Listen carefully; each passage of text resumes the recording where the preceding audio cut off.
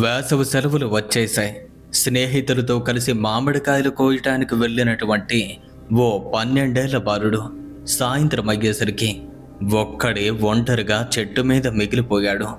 మొదట అది మామూలు విషయం అనుకున్నారు. కాసేపట్లో ఇంటికి వచ్చేస్తాడు అనుకున్నారు. కానీ అప్పుడనగా వెళ్ళినటువంటి ఆ పిల్లవాడు రాత్రి వరకు ఇంటికి రాలేదు. భయపడ్డటువంటి తల్లిదండ్రులు వెతుక్కుంటూ వెళ్ళారు. కానీ అక్కడ వారికి ఎదురైనటువంటి ఆ దృశ్యం ఎంతో భయంకరమైంది. పదండి, అసలు అక్కడ ఏం జరిగిందో తెలుసుకుందాం. ఈ స్టోరీ విన్న తర్వాత పిల్లల్ని ఒంటరిగా బయటికి పంపాలి అంటే 1కి 2 సార్లు ఆలోచిస్తారు. అలాగే ఎంత జాగ్రత్తగా ఉండాలో కూడా మీరు ఖచ్చితంగా తెలుసుకుంటారు. మరి ఈ స్టోరీని మొదలు పెట్టబోయే ముందు మీ అందరికీ కూడా ఓ చిన్న రిక్వెస్ట్. ఇంతవరకు మీరు ఈ వీడియోని లైక్ చేయకపోతే దయచేసి ఇప్పుడే లైక్ చేయండి. అలాగే కొత్త వారు కనుక మన ఛానల్ చూస్తున్నట్టయితే ఇప్పుడే సబ్స్క్రైబ్ చేసుకోండి. ఇక మొదలు పెడదామా? శ్రీకాకుళం జిల్లాలోని ఒక చిన్న గ్రామం. వేసవి సెలవుల యొక్క వేడిమిలో పిల్లలంతా ఆడుకుంటున్నారు. ప్రజలంతా కూడా ఎండతాపాన్ని తట్టుకోలేక నీడలు వెతుకుతున్నటువంటి వేళ అది. 6వ తరగతి చదువుతున్నటువంటి బాల అనే ఓ అల్లరి పిల్లవాడు తన స్నేహితులైనటువంటి రామ్, కృష్ణ, గోపాల్తో కలిసి ఇంట్లో కూర్చోలేక మామిడికాయల వేట కోసం బయలుదేరాడు. ఎరా బాల, ఇంత వేడిలో ఎక్కడికి వెళ్తున్నావు అని వాళ్ళ అమ్మగారు అడిగినప్పుడు, అమ్మా, నా ఫ్రెండ్స్తో కలిసి మామిడి తోటలోకి వెళ్ళి ఆడుకుందాం అనుకుంటున్నాను. అలాగే వచ్చేటప్పుడు కొన్ని మామిడికాయలు కూడా తీసుకొస్తాను అలా సమాధానం చెప్పి అక్కడే ఉంటే ఆపుతుంది అన్న ఉద్దేశంతో వెంటనే వెళ్ళిపోయాడు. గ్రామానికి పడమటన ఉన్నటువంటి పెద్ద మామిడి తోటలో వారు కాయలు కోస్తూ ఆటపాటలతో గడుపుతున్నారు. అక్కడ అన్నింటికంటే పెద్దది, ఎత్తైనది ఓ పెద్ద బంగినపల్లి మామిడి చెట్టు. ఇక ఆ పెద్ద మామిడి చెట్టుపై పండినటువంటి కాయల్ని చూసి బాల మనసు అట్టుడికిపోయింది. రే బాల, ఆ చెట్టు దగ్గరికి వెళ్ళొద్దు, ఇలా రా అని రామ్ వెంటనే తనని గమనించి మరీ హెచ్చరించాడు. రేయ్, ఎందుకురా? చాలా బాగున్నాయి కదా, ఆ పళ్ళు చూడు ఎన్నున్నాయో అని బాల అన్నాడు. రేయ్, ఆ చెట్టు దగ్గరికి వెళ్ళకూడదని చాలామంది చెప్తారా. అలాగే అక్కడ దెయ్యం కనిపిస్తుందట, మా అవ్వ నాకు చెప్పింది అని కృష్ణ భయంగా చెప్పాడు. కానీ బాలాకు ఆ మాటలు పెద్దగా ఎక్కలేదు. అతని కళ్ళల్లో ఆ పెద్ద మామిడికాయలు మాత్రమే కనిపిస్తున్నాయి, అక్కడక్కడా పళ్ళు. రేయ్, మీకు భయమైతే ఎక్కడే ఉండండి, నేను వెళ్ళి ఖచ్చితంగా తీసుకొస్తాను అని చెప్పి ఆ చెట్టు వైపుగా వెళ్ళిపోతున్నాడు. ఇక బాల ఆ చెట్టు వైపుగా వెళ్తూ ఉండేసరికి మిగతా వాళ్ళంతా కూడా, రే బాల, మర్యాదగా వెనక్కిరా, లేదంటే మేము వెళ్ళిపోతాం, వస్తావా రావా అని గట్టిగా అరిచారు. వాడు వినలేదు. ఇక మిగతా వారంతా కూడా కొద్దిగా భయపడి అక్కడి నుండి వెనుతిరిగి వెళ్ళిపోయారు. సాయంత్రం 6 గంటలవుతుంది. సూర్యుడు అస్తమిస్తున్న వేళ ఆ ఒంటరి పిల్లవాడు ఆ పెద్ద చెట్టెక్కుతున్నాడు. కొమ్మ మీదకు వెళ్ళి మామిడికాయలన్నింటినీ జాగ్రత్తగా కోసుకుంటున్నాడు. కొద్దిసేపటికి హఠాత్తుగా తన వెనుక నుంచి ఓ చప్పుడు ఎవరో చేతులతో గట్టిగా చరిచినట్టు వినిపించింది. అంతే, వెనక్కి తిరిగి చూస్తే అక్కడ ఒక అందమైన యువతి కూర్చుంది. తను లంగా ఓణీలో ఉన్నట్టుగా ఉంది. జుట్టంతా కూడా బాగా విరబోసుకుని జుట్టు నిండా కూడా ఎన్నో పువ్వులు పెట్టుకుంది. కానీ తన కళ్ళు మాత్రం ఎంతో విచిత్రంగా ఉన్నాయి. ఎవరు నువ్వు? ఎక్కడికెలా వచ్చావు అని బాల అడిగాడు అయోమయంగా. నాకు మామిడికాయలంటే చాలా ఇష్టం, నేను కూడా తెంపుకోవటానికే వచ్చాను అని అమ్మాయి నవ్వుతూ చెప్పింది. నీకు మామిడికాయలు కావాలా అని అడిగింది. లేదు లేదు, నేనింటికి వెళ్ళాలి, ఇప్పటికే ఆలస్యమైంది అని బాల చెప్పి వెంటనే అక్కడి నుండి దిగబోయాడు. అవన్నీ కూడా అనవసరం, నేను నీకు మామిడికాయలు ఇస్తాను అని ఒక్కసారిగా అతని చెయ్యి అందుకుంది. ఆ ఒక్క స్పర్శతో బాలాకి అంతా చీకటి కమ్మినట్టయింది. అతని కళ్ళు వెంటనే మూసుకుపోగాయి. అసలు అక్కడ ఏం జరిగిందో కూడా తెలియదు. ఒక్క క్షణంలో అంతా మారిపోయింది. ఇక అప్పటికే బాగా చీకటి పడింది, రాత్రైంది. 7:30 అప్పుడనగా బయటికి వెళ్ళిన పిల్లవాడు ఇంకా ఇంటికి రాలేదు. అతని తల్లిదండ్రులు ఆందోళన పడుతున్నారు. ఎంతసేపటికి రాలేదేంటి, ఎక్కడుంటాడు అని బాలా వాళ్ళ అమ్మ కంగారుగా అంది. వారు బాలా స్నేహితుల యొక్క ఇళ్లకు వెళ్ళి ఆరా తీశారు. రామ్, గోపాల్, కృష్ణ అంతా ఒకేలా చెప్పారు. అంకుల్, మీ మామిడి తోటకు వెళ్ళాం. అక్కడ పడమటి వైపు ఉన్నటువంటి ఆ పెద్ద చెట్టుకు వెళ్ళాలి అన్నాడు. మేం వద్దని చెప్పాం. అయినా సరే వెళ్ళలేదు. మాకెందుకో భయంగా అనిపించి వెనక్కి వచ్చేసాం. తాను అక్కడే ఉన్నాడు అని చెప్పారు వాళ్ళు. ఏ చెట్టు? ఆ పెద్ద బంగిరిపల్లి చెట్టా అని బాలా వాళ్ళ నాన్న కొంచెం ఆవేశంగా అడిగాడు. అవునంకుల్, ఆ బంగిరిపల్లి చెట్టే అని పిల్లలంతా కూడా చెప్పారు. ఇక వెంటనే బాల యొక్క తల్లిదండ్రుల ముఖాలు భయంతో వాడిపోగాయి. ఆ చెట్టు గురించిన కథలు వారికి బాగా తెలుసు. గ్రామస్తుల సహాయంతో టార్చ్ లైట్లు, దీపాలు వెలుతురుతో మెల్లగా ఆ మామిడి తోటలోకి వెళ్ళారు. దూరం నుండి చూస్తే ఆ పెద్ద చెట్టు మీద ఎవరో కూర్చున్నట్టుగా కనబడ్డారు, మామిడికాయలు తింటున్నట్టు. బాలా, క్రిందకురా అని వెంటనే బాలా వాళ్ళ నాన్న అరిచాడు. కానీ అప్పుడే చెట్టు మీద ఉన్నటువంటి బాలా వెనక్కి తిరిగి చూసి, ఎవరు మీరు అని అడిగాడు. అతని గొంతులో ఒక వింతైన మార్పు ఉంది. బాలా, నేన్రా, మీ నాన్నను. అమ్మ కూడా ఇక్కడే ఉంది. నిన్నేమీ కొట్టము తిట్టము, క్రిందకురా అని ఏడుస్తూ చెప్పారు. ఇక అప్పుడే చెట్టు మీద నుంచి హఠాత్తుగా ఒక స్త్రీ గొంతు వచ్చింది. ఏయ్, మీ అబ్బాయి ఇక్కడ లేడు, అతను ఇప్పుడు నాతో ఉంటున్నాడు. ఆ మాట వినగానే గ్రామస్తులంతా కూడా భయంతో వణికిపోయారు. ఇక వారిలో వృద్ధుడైనటువంటి రంగనాథం అనే వ్యక్తి ముందుకొచ్చి, పద్మ, నువ్వేనా అది అని అడిగాడు. అవును తాత, నేనే పద్మను. చాలా రోజులుగా ఒంటరిగా ఉంటున్నాను. ఇప్పుడు ఈ పిల్లవాడు నన్ను వెతుక్కుంటూ నా దగ్గరికి వచ్చాడు. మరి వచ్చాడు అంటే నాతోనే ఉంటాడు కదా అని ఆ గొంతులో చెప్పింది. ఇక వెంటనే ఆ ముసలివాడు గ్రామస్తులందరికీ కూడా వివరించాడు. అది సుబ్బారాయుడు కూతురి యొక్క ఆత్మ పద్మ. 5 ఏళ్ల క్రిందట ప్రేమ వ్యవహారంలో ఇబ్బంది పడింది. అతని తల్లిదండ్రులతో గొడవ పడింది. ఇక్కడికి దగ్గరలో ఒక బావుంటే ఆ బావిలో దూకి చనిపోయింది. మీకు గుర్తుంది కదా. అప్పటి నుంచే దీని ఆత్మ ఇక్కడే తిరుగుతూ ఉంది. తనకేం కావాలి అని వెంటనే బాలా వాళ్ళ తల్లిదండ్రులు అడిగారు. తను మాట్లాడుతుంది, నాకు ఒంటరిగా ఉండటం అలవాటు కాలేదు. ఒంటరిగా ఉండి నేను చాలా ఇబ్బంది పడుతున్నాను. నన్ను అర్థం చేసుకోండి. మీ పిల్లవాడు కూడా నాతో పాటు ఉంటాడు అని నవ్వుతూ కొంచెం వికారంగా మాట్లాడడం మొదలుపెట్టింది. ఆ దెయ్యం ఆ విధంగా మాట్లాడుతూ ఉంటే గ్రామస్తులంతా కూడా భయపడుతున్నారు. ఇక వారంతా వెంటనే చెట్టు చుట్టూ చేరారు. ఆ పిల్లవాడిలో ఎటువంటి మార్పు లేదు. చెట్టు మీద కూర్చుని మామిడికాయలు తింటూ ఉన్నాడు. కానీ అతని కళ్ళల్లో స్పష్టంగా వేరే వ్యక్తిత్వం అయితే కనిపిస్తుంది. పద్మ, దయచేసి మా పిల్లవాడిని వదిలేయమ్మా అని బాలా వాళ్ళ అమ్మ వేడుకుంది. వదలనుగాక వదలడు. నేను చాలా రోజులుగా ఒంటరిగా ఉంటున్నాను. రాత్రులు ఎంత భయంకరంగా ఉంటున్నాయో మీకు తెలుసా? గాలి వీస్తే ఇక్కడ భయంగా ఉంటుంది. అలాగే నా చుట్టూ ఏవేవో కనిపిస్తూ ఉంటాయి. నిశ్శబ్దం, చీకటి చాలా ఘోరమైంది. ఈ పిల్లవాడు నాతో ఉంటే చాలా సంతోషంగా ఉంది అని పద్మ యొక్క ఆత్మ చెప్పింది. ఇక పద్మ యొక్క ఆత్మ మాటలు వింటున్నటువంటి కొంతమంది భయపడి ఏం చేయాలా అని ఆలోచిస్తూ ఉండగా అప్పుడే వాళ్ళల్లో ఉన్నటువంటి ఒక ముసలావిడ, పద్మ వాళ్ళ ఇంటి పక్కన ఉండే ఆవిడ ముందుకొచ్చి ఈ విధంగా మాట్లాడింది. అమ్మా, నిన్ను చిన్నప్పటి నుండి చూశాను. మంచి అమ్మాయివి. ఇలా అమాయకపు పిల్లవాన్ని ఇబ్బంది పెట్టడం నీకు తగదు. వదిలే అమ్మా, నువ్వు ఎవ్వరినీ బాధ పెట్టుకో అనగా నేనెవ్వరినీ బాధ పెట్టలేదే. నా కేవలం తోడుగా ఉండటానికే కావాలి అన్నారు అని పద్మ చెప్పింది.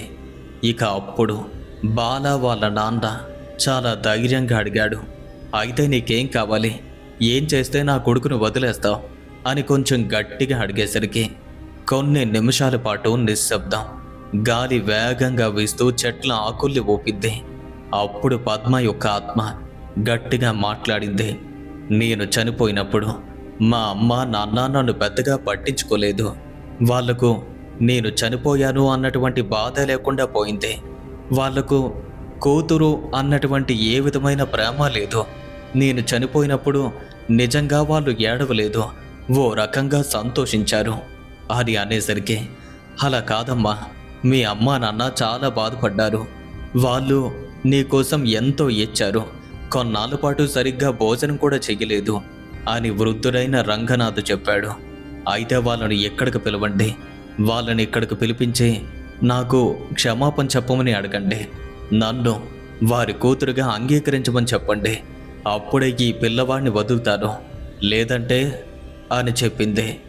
కానీ ఆ రాత్రి ఎంతసేపటికి వాళ్ళని ఎలా పిలుస్తారు అని బాల తండ్రి అడిగేసరికి, అవన్నీ నాకు అనవసరం, మర్యాదగా పిలవండి, లేదంటే ఇక్కడే చెట్టు మీద నుండి క్రిందకి, లేదు మేం పిలుస్తాం, ఖచ్చితంగా పిలుస్తాం. ఇక వెంటనే వాళ్ళలో కొంతమంది గ్రామంలోకి వెళ్ళారు. పద్మ తల్లిదండ్రులైనటువంటి సుబ్బారాయుడు ఇంటికి వెళ్ళి వాళ్ళకు విషయం మొత్తాన్ని చెప్పి అక్కడికి తీసుకొచ్చారు. సుబ్బారాయుడు, అతని భార్య రాధ వారు దగ్గరకు వచ్చినప్పుడు వారికంతా అర్థమైంది. పద్మ, నువ్వేనా ఇక్కడ ఉన్నది అని వాళ్ళ అమ్మ ఏడుస్తూ అడిగింది. అమ్మా, నేనిక్కడే ఉన్నాను, మీరు నన్ను వదిలేశారమ్మా, ఎప్పుడూ పట్టించుకోలేదు, కూతురు పోయింది అన్న బాధ కూడా లేదు మీకు అని పద్మ చాలా కోపంగా చెప్పింది. అలా కాదమ్మా, మేము నీ కోసం చాలా బాధపడ్డాం, నువ్వు అలాంటి పని ఎందుకు చేశావో అని చాలా రోజుల పాటు కొమ్ములిపోగాం అని ఏడుస్తూ చెప్పారు. అయితే ఓ పని చేయండి, ఇప్పుడు నన్ను మీతో పాటు తీసుకువెళ్ళండి, నేను మీతో పాటు ఉంటాను, ఎప్పుడూ మీ దగ్గరే ఉంటాను అని చెప్పింది. అసలు వాళ్ళకు ఏం చెయ్యాలో కూడా అర్థం కాలేదు. అమ్మా, నువ్వు చనిపోయావు, చనిపోయినటువంటి నిన్ను మాతో పాటు ఎలా తీసుకువెళ్ళగలుగుతాం? అవన్నీ నాకు అనవసరం, మర్యాదగా నన్ను మీతో పాటు తీసుకువెళ్ళండి, లేదంటే ఏం చేస్తానో తెలీదు అని కోపంగా అరుస్తుంది. దయచేసి నా మాట వినమ్మా, మీకు మాకు ఎప్పుడూ బంధం తెగిపోయింది, మరి అలాంటప్పుడు మాతో పాటు నువ్వు ఎలా ఉంటావు అనేసరికి, అవన్నీ నీకు అనవసరం, చెప్తున్నాను కదా, నన్ను ఇక్కడి నుండి మీతో పాటు ఇంటికి రానివ్వండి, అప్పుడే ఈ పిల్లవాడిని విడిచిపెడతాను, లేదంటే అని మళ్ళీ చెట్టు మీద నుండి దూకటానికి ప్రయత్నించేసరికి అమాయకపు ఆ పిల్లవాడికి ఏం జరుగుతుందో అన్న భయంతో, వద్దమ్మా, అలా ఏం చెయ్యకో, మాతో పాటు రా, మాతో పాటు ఉండు అని వారు బాధపడుతూ అడిగారు. అంతే, తన యొక్క తల్లిదండ్రులు ఎప్పుడైతే ఆ విధంగా మాట్లాడారో అప్పుడే బాల, ఆ పిల్లవాడు ఒక్కసారిగా చెట్టుపై నుండి క్రిందకి రావటం మొదలుపెట్టాడు. అతని కళ్ళు మళ్ళీ సాధారణంగా మారాయి. తన తల్లిదండ్రులకు దగ్గరయ్యాడు. వాళ్ళ దగ్గరకు వచ్చి ఒక్కసారిగా వాళ్ళ ముందు మూర్ఛిల్లిపోయాడు. గ్రామస్తులంతా కూడా భయంతో చూస్తున్నారు, మళ్ళీ తనలోకి ఏమైనా ప్రవేశిస్తుందా అని. కానీ అలాంటిది ఏమీ జరగలేదు. కాసేపటికి ఆ పిల్లవాడు పూర్తిగా కోలుకున్నాడు. కానీ అతనికి ఏం జరిగిందో పూర్తిగా గుర్తులేదు. కేవలం జరిగిందంతా కూడా తనకు ఓ కలలా అనిపించింది. మనం ఎక్కడెందుకున్నాం, ఎక్కడేం చేస్తున్నాం, నాకు ఇక్కడ భయంగా ఉంది, వెళ్ళిపోదామన్నాడు. వాళ్ళేం మాట్లాడకుండా ఇంటికి తీసుకువెళ్ళిపోయారు. కానీ సుబ్బారాయుడు ఇంట్లో అప్పుడే కొన్ని రకాల సమస్యలు మొదలయ్యాయి. ఆ రాత్రి నుంచే వారి ఇంట్లో వారి కూతురు యొక్క ఆత్మ వారి అనుమతితో ప్రవేశించింది. సరిగ్గా మధ్యరాత్రి 2 గంటలకు హఠాత్తుగా వంటగదిలో చప్పుడు వచ్చింది. వెంటనే పద్మ వాళ్ళమ్మ రాధ లేచి వెళ్ళి చూస్తే అన్నం మొత్తం కూడా నేల మీద పడిపోయి ఉంది. అక్కడ ఉన్నటువంటి అన్ని పాత్రలు కూడా అటూ ఇటూ చిందరవందరగా పడిపోయాయి. ఇక హఠాత్తుగా ఆ చీకట్లో తన కూతురు పద్మ యొక్క రూపం కనిపించింది. అది కూడా భయంకరమైనటువంటి రీతిలో. పద్మ, నువ్వేనా అని రాధ గట్టిగా అడిగింది. అవునమ్మా, నేనే, నీ రాధనే. నా ఆకలి వేసింది, కానీ నా కోసం ఇక్కడ ఏమీ లేదు, ఈ అన్నం కూడా నేను తినలేకపోతున్నాను అని చెప్పి ఒక్కసారిగా అకస్మాత్తుగా కనపడకుండా పోయింది. ఆ రోజు మొదలైనటువంటి ఆ సమస్య రాను రాను మరింత ఎక్కువైంది. తరువాత రోజుల్లో రాత్రులు ఇలాంటి సంఘటనలన్నీ కూడా తరచూ జరుగుతూ ఉండేవి. ఇంట్లో పనులన్నీ కూడా చేయటానికి ప్రయత్నించేది. అర్ధరాత్రి వేళ పాటలు పాడటం, వంటగదిలో కూడా కొన్నిసార్లు వంట చేయటానికి ప్రయత్నించడం, మరికొన్నిసార్లు వారు నిద్రపోతుంటే వారికి దగ్గరగా ఒక మూల కూర్చుని వాళ్ళని తదేకంగా చూడటం, ఇలాంటివన్నీ కూడా ఆ తల్లిదండ్రులు ఎంతో భయపెట్టాయి. ఇక అక్కడితో మాత్రమే ఆగలేదు. ప్రతి పనిని కూడా తాను చేయటానికి ప్రయత్నించేది. నిజంగానే ఒక కూతురు ఉంటే ఏ విధంగా ఉంటుంది, ఆ విధంగా ప్రతి పనిని అందుకోవటానికి ప్రయత్నిస్తూ ఉండేది. కానీ ఆత్మ కావటంతో ఆ పనులను చెయ్యలేక కోపంతో వస్తువులన్నీ కూడా విసిరిపడేసేది. మరికొన్నిసార్లు అర్ధరాత్రి వేళ రోధించడం, ఇవన్నీ కూడా చాలా భయంకరంగా ఉన్నాయి. ఒకసారి సుబ్బారాయుడు మరియు రాధ అడిగారు, అమ్మా, మమ్మల్ని ఎందుకిలా ఇబ్బంది పెడుతున్నావు? మమ్మల్ని ప్రశాంతంగా ఉండని. నువ్వు ఉన్నప్పుడు ఎటూ సుఖం లేదు, పోయిన తర్వాత కూడా ఈ విధంగా సాధిస్తున్నావు అనేసరికి, లేదు, నేనలా ఏమీ చేయటం లేదు, నేను మీతో ఉండాలనుకుంటున్నాను అంతే. ఉండటమా? నువ్వు చనిపోయావు తల్లి, మాతో పాటు ఎలా ఉంటావు? ఒక్కసారి ఆలోచించు. ఉన్నన్నాళ్ళు ఆ విధంగా ఇబ్బంది పెట్టావు, ఇప్పుడు ఈ విధంగా ఇబ్బంది పెట్టడం, ఇప్పటికే నీ వల్ల ఊళ్ళో మా పరువంతా పోయింది. ఏమైంది నాన్న? ఏమైందబ్బా? నేను మిమ్మల్ని ఎందుకు ఇబ్బంది పెడతాను? నేనెప్పుడూ కూడా మీకు ఇబ్బంది పెట్టలేదు నాన్న. నేను మీతో పాటు ఇంట్లో ఉంటున్నాను. మీరే కదా నన్ను ఇంటికి రమ్మన్నారు. ఇంట్లో ఉన్న అమ్మాయిలానే ఉంటున్నాను అని పద్మ అచ్చం ఒక మనిషిలా మాట్లాడుతూ బదులిచ్చింది. వాళ్ళకేం చెయ్యాలో కూడా అర్థం కాలేదు. ఆ పిల్లవాడి ప్రాణానికి ప్రమాదం అని చెప్పి వాళ్ళు చనిపోయినటువంటి కూతురు యొక్క ఆత్మను పచ్చిగా చెప్పాలి అంటే ఒక దెయ్యాన్ని ఇంటికి పిలిచారు. ఇక ఆ ఇంట్లో ఉండటం వాళ్ళిద్దరికీ కూడా చాలా కష్టంగా అనిపించింది. ప్రతి రాత్రి ఏదో ఒకటి జరుగుతూనే ఉండేది. అస్సలు నిద్రపోనిచ్చేదే కాదు. పోనీ అతి కష్టం మీద చెవులకేమీ వినిపించకుండా మొత్తం దుప్పట్లు కప్పి మరీ పడుకుంటే చెవుల దగ్గరకొచ్చి మరీ ఏడ్చేది, అరిచేది, చాలా ఇబ్బంది పెట్టేది. ఓ రకంగా చెప్పాలి అంటే బ్రతికుండగానే నరకం చూపించింది. మెల్లగా వాళ్ళు ఈ విషయాల్ని గ్రామస్తులతో కూడా మాట్లాడారు. వారు ఇచ్చిన సలహా మేరకు ఒక ప్రసిద్ధ తాంత్రికుడు రాజగోపాలాచారి అనే వ్యక్తిని పిలిపించారు. అతను వచ్చి జరిగిందంతా కూడా విని పరిస్థితిని అర్థం చేసుకున్నాడు. తాను ఏం చెప్పారు అంటే, ఈ ఆత్మకు మరణానంతరం ఎటువంటి శాంతి లేదు, దీనికి సరైన విధానంలోనే మోక్షాన్ని ఇవ్వాలి అని అతను చెప్పడం జరిగింది. వెంటనే ప్రత్యేకమైనటువంటి పూజలు, 7 రకాల వంటకాలు, దానం ధర్మాలు అన్నీ చేపించాడు.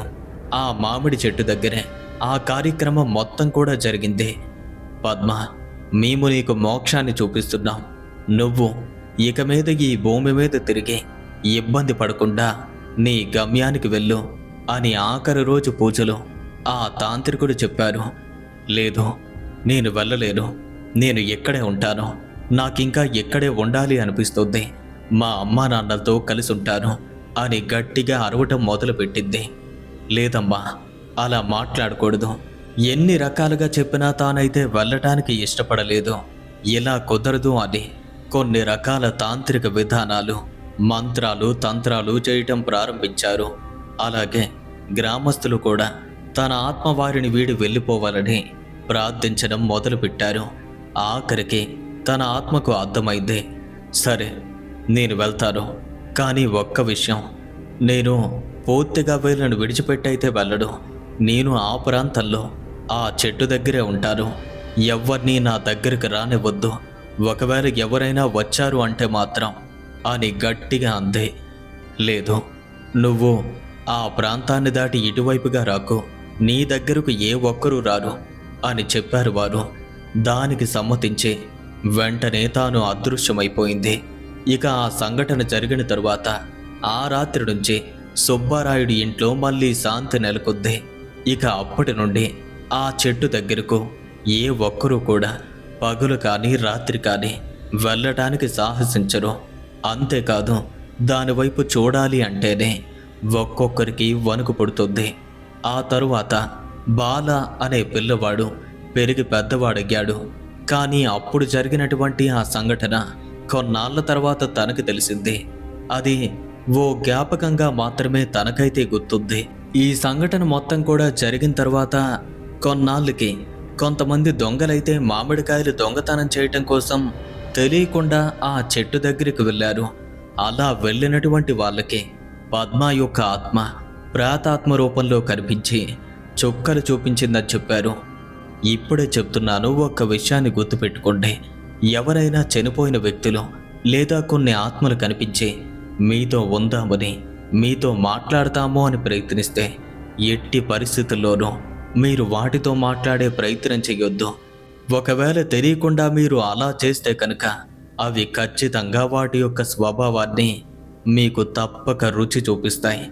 ఇంకొక విషయం, ఒక్కసారి ఈ భూమిపైన శరీరాన్ని వీడితే వారికి మనకి ఎటువంటి సంబంధం ఉండదు. ఎనీవే, ఈ స్టోరీ విన్న తర్వాత అసలు మీకేమనిపించింది? అసలు పద్మ చేసింది ఎంతవరకు కరెక్ట్ అంటారు? మీ యొక్క అభిప్రాయాన్ని తప్పకుండా క్రింద కామెంట్స్ రూపంలో రాయండి. అలాగే ఈ వీడియో కనుక మీకు నచ్చినట్టయితే లైక్ చేయండి, షేర్ చేయండి. ఇలాంటి మరిన్ని రియల్ హారర్ స్టోరీస్ కోసం ఇప్పుడే మన ఛానల్ను సబ్స్క్రైబ్ చేసుకోండి. మీ జీవితంలో జరిగిన భయంకరమైన అనుభవాల్ని మాతో పాటు షేర్ చేసుకోవాలి అనుకుంటే మన యొక్క ఇన్స్టాగ్రామ్కి డైరెక్ట్గా DM చేయండి.